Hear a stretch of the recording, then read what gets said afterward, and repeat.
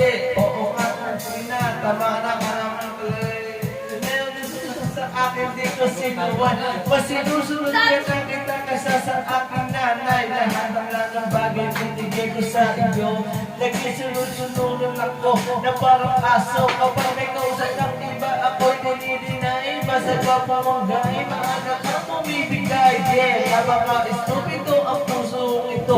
Ano ba ang dahilan at bakit pinalito mo? Inaway mo ako at iyong katinaboy. At sa ibang boy, nakapaglaro ka ng apoy. Ako'y nangangaboy, pusang boy na nabiyak. Wasak na ang puso, tigas diba? Inaano ko noon na minahal ng kita. Pero ngayon wala na, binabawi ko na.